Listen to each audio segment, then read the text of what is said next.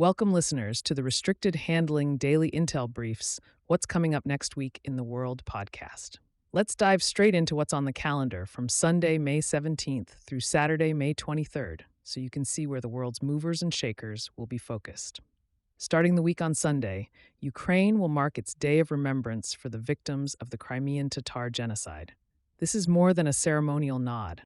It's a hard reminder of the horrors of forced deportations under the Soviet era and a contemporary signal about Russia's ongoing repression in Crimea.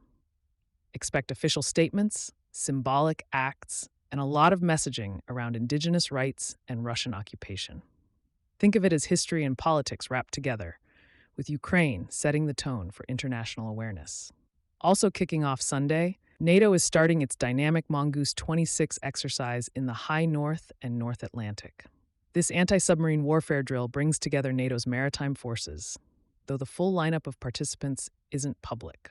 It's all about training and signaling, making sure everyone's playing nicely with each other while quietly reminding Moscow that submarines in the Atlantic don't get to roam unchecked. No crisis here, just readiness and interoperability in the theater where Russian undersea activity likes to lurk. Monday and Tuesday in Paris, the G7 finance ministers and central bank governors will meet. This is your top economic policy forum of the week, where macro imbalances, financial stability, and geopolitical spillovers will be on the menu. Expect communiques about critical supply chains, economic security, and the fallout from the Middle East. Nothing shocking, mostly careful coordination, but it's where the global economic tone gets set. Monday also sees the EU Foreign Affairs Council in development format in Brussels. Ministers and commissioners, including Kaja Kallas and Joseph Sikela, will talk development policy with the Iran war and regional crises in mind. Don't expect hard security decisions. This is framing, planning, and aid coordination, which still matters for the countries on the receiving end. Tuesday, in Beijing, China will release its monthly loan prime rate. The market's eyes will be glued to see if Beijing signals broad easing or stays put amid war-linked inflation and sluggish domestic credit demand. Recent reporting leans toward no changes, so it's a steady-hand moment for investors and policymakers, with a subtle side-eye toward the ghost of past over-leveraging in China's credit markets. Wednesday, the UN Security Council will hold an open debate on the protection of civilians in armed conflict. With Ukraine and the Middle East as the backdrop, expect sharp political rhetoric, long lists of speakers, and more signaling than tangible resolutions. It's like a high-stakes town hall, but in a global sense. Thursday and Friday, NATO foreign ministers gather in Helsingborg, Sweden. With Secretary General Mark Rutte presiding, there's an informal ministerial on the 21st and a formal meeting the next morning, followed by press briefings.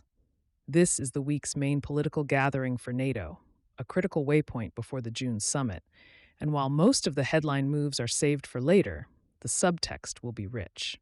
Thursday also features a UN Security Council briefing on the Middle East. Little consensus is expected, but contentious dialogue is a given, and it's where the Council signals positions to the world, even if no resolutions are passed. Across Thursday to Saturday, APEC trade ministers meet in Suzhou, China, with the U.S. represented by Ambassador Rick Switzer. China hosts this trade forum with the usual fanfare. Lots of talk about regional integration, supply chains, and the multilateral system. Expect process-heavy language and sideline conversations carrying the real weight, because we know China loves its theatrics and grand gestures. Friday, the EU Foreign Affairs Council in trade format meets in Brussels, focusing on economic security, Middle East trade disruptions, and WTO reform. Again, the headlines will be mild, but the sequence and resilience discussions will ripple through markets. Finally, Friday also marks the close of the NPT Review Conference in New York. States parties under Ambassador Do Hung Viet will try to find agreement on the hardest files, think Iran, DPRK, and the credibility of nuclear restraint. Expect intense endgame drafting and some high drama behind the scenes. Consensus isn't guaranteed. For the watch list next week, keep an eye on any announcements about Putin's visit to China, the potential activation of the UK-France Strait of Hormuz security mission, the IMF staff mission to Ukraine, and follow-ups from the Trump-Xi summit regarding Taiwan and Iran. These are the items that could move quietly but significantly. That wraps up your orientation for next week. Thanks for listening. If this episode was useful, take a second to leave a review or drop a comment. We also publish a daily intel brief on Substack at restrictedhandling.substack.com with deeper coverage on Russia, China, Iran, the Middle East, and the DPRK. Have a great rest of your day. Ready or not, summer is coming, and Wayfair's Memorial Day clearance is on now. Right now through May 25th, get up to 70% off everything home at Wayfair. Plus, score amazing doorbuster deals all sale long and surprise flash deals on Memorial Day. We're talking thousands of products at every style and budget. Now is the time to save big on must-haves for your patio, backyard, and beyond. These savings won't last, so don't wait. Shop Wayfair's Memorial Day clearance now through May 25th. Wayfair, every style, every home.